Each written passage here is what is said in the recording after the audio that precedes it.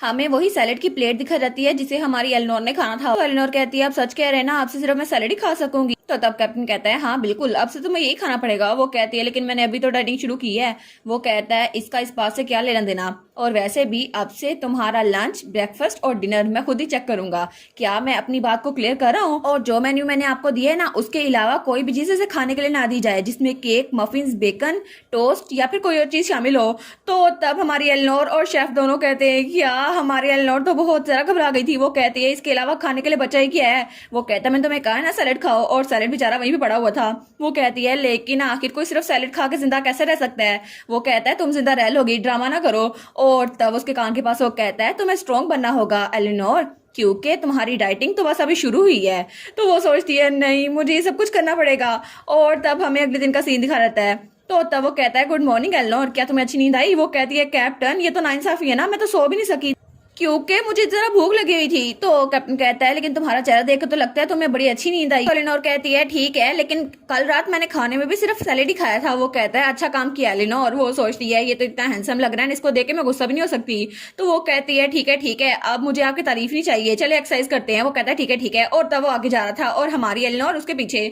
तो एलिनोर कहती है क्या ये ठीक है कि आप हर सुबह इस वक्त मेरे घर में आया करें? तो वो कहता है हाँ, इससे क्या मसला होगा? वो कहती है नहीं, अगर हम लोग रोज 2 घंटे ऐसे वॉक किया करेंगे तो लोग को लगेगा हम लोग डेट पे आए हैं। और तभी वो रुकता है। तो हमारी एलिनोर उसके कंधे से टकराती है। वो कहती है क्या कैप्टन क्या हुआ आपको? वो कहता है एक डेट, ये ख्याल तो मेरे दिमाग में कभी नहीं आया।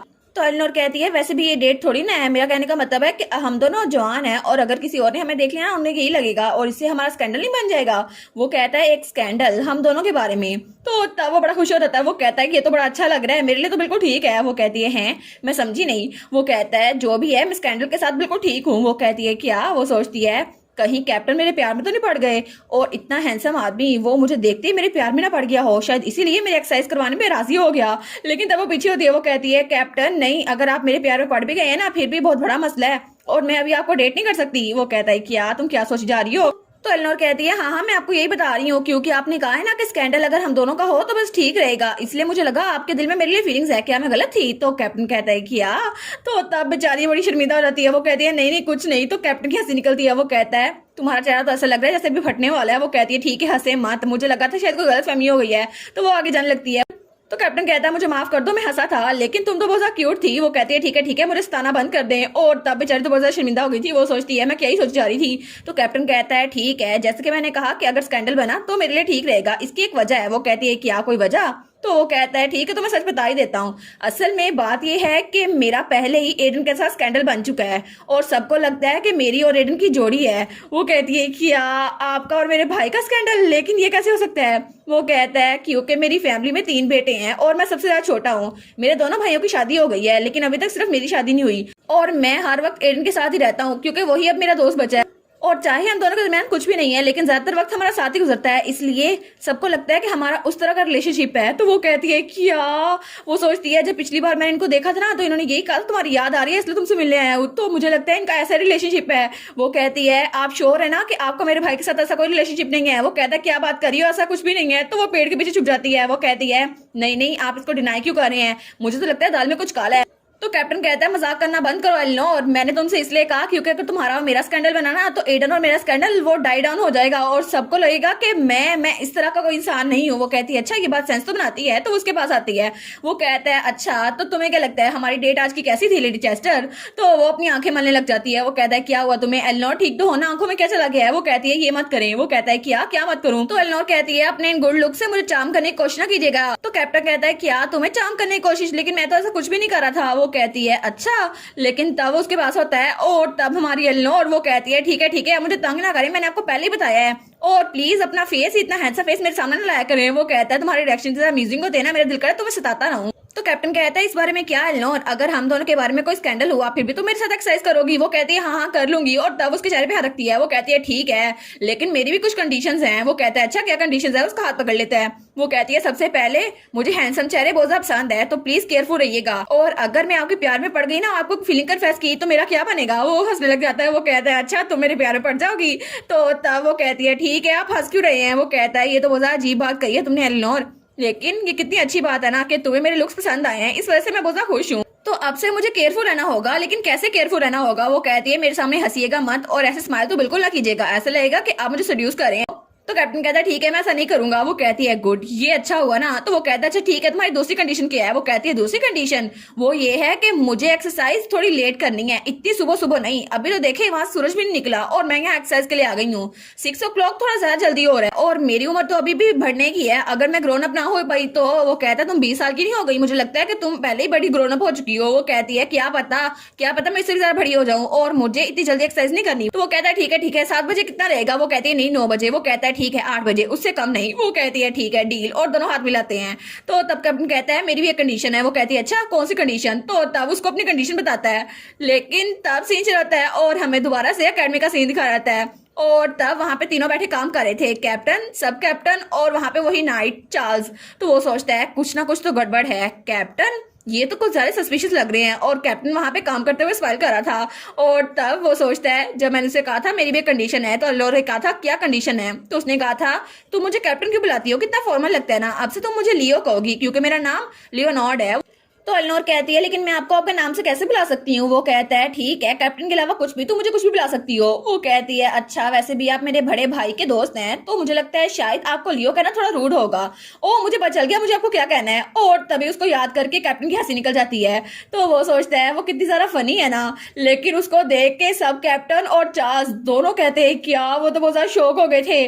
तो चार्ल्स सोचता है पता नहीं कैप्टन को क्या हो गया, ये काम करते हुए हंस क्यों रहे हैं, जरूर इनके साथ कुछ हुआ है, जरूर कुछ ना कुछ हुआ है। वो बेचारा तो बकायदा कामरे लग गया था। वो सोचता है आखिर इनके साथ हो क्या रहा है, ये इतने चेंज कैसे हो गए हैं।